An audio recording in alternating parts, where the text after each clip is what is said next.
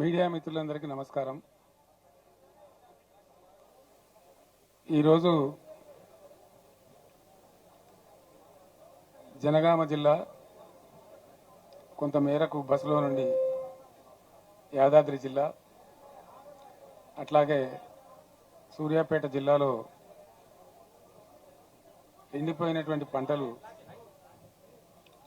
మా బృందం అంతా నాతో పాటు కలిసి పరిశీలించడం జరిగింది.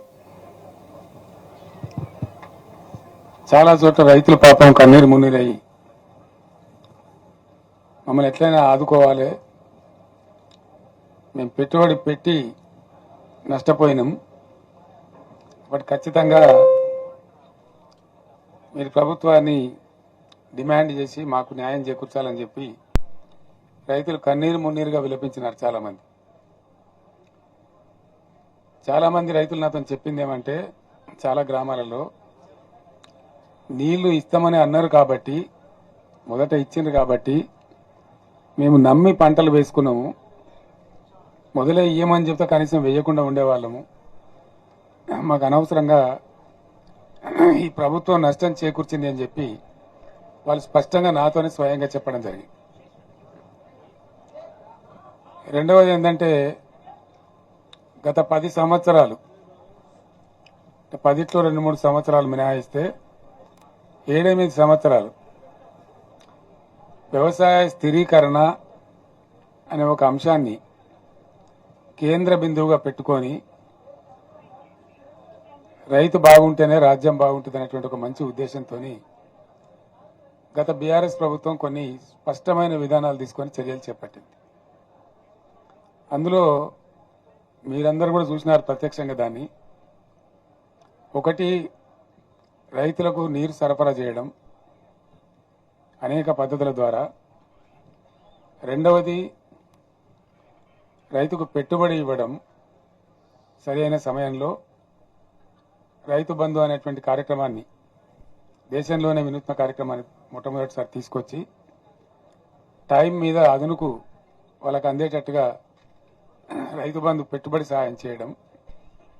మూడవది, 24 గంటలు రెప్పపాటు కూడా పోకుండా నాణ్యమైనటువంటి విద్యుత్ సరఫరా చేయడం. నాలుగవది, రైతుల యొక్క పంటలన్నీ కూడా 7,600 పైచిలకు కొనుగోలు కేంద్రాలు రాష్ట్ర వ్యాప్తంగా ఏర్పాటు చేసి ప్రతి గింజను ప్రభుత్వమే కొనుగోలు చేయటం. ఐదవది, రైతులకు అనుకోకుండా ఏదైనా సంభవిస్తే వాళ్ళకి రైతు బీమా ఏర్పాటు చేయటం. ఇటువంటి నిర్దిష్టమైనటువంటి పనులతోని వ్యవసాయ రంగం అద్భుతమైనటువంటి దశకు తెలంగాణలో పోయి, దానికి మీరందరూ కూడా సాక్షి.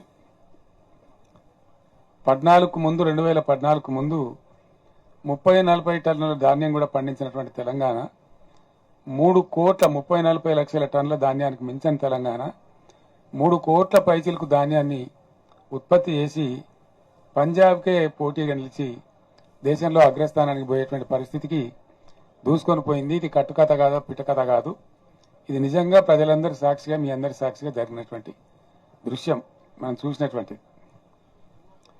చాలా బరువైనటువంటి గుండెతో నేను మాట్లాడుతూ ఉన్నా, బాధ కలుగుతా ఉంది. ఇంత షార్ట్ పీరియడ్లో వితిన్ 100 days 110 daysలో ఇంత దుర్భరమైన పరిస్థితి చూస్తామని మేము అనుకోలేదు. రైతులు ఇంత ఏడ్చేటువంటి పరిస్థితికి పోతారని కూడా అనుకోలేదు. మాకే సమాచారాన్ని బట్టి, అందినటువంటి సమాచారాన్ని బట్టి 100 రోజులలో 200 మంది రైతులు ఆత్మహత్యలు చేసుకున్నారు. కొందరు కరెంటు షాకులతోని, కొందరు ఆత్మహత్యలు. వరిసి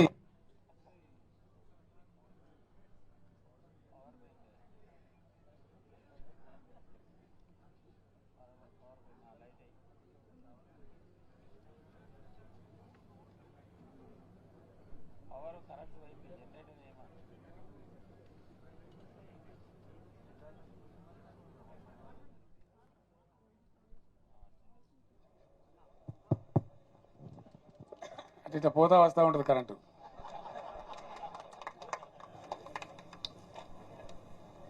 ఇప్పుడు మనందరం ప్రత్యక్షంగా చూస్తా ఉన్నాం. సో ఇట్లా 100 రోజుల పరిపాలనలో 200 మంది రైతులు ఆత్మహత్యలు.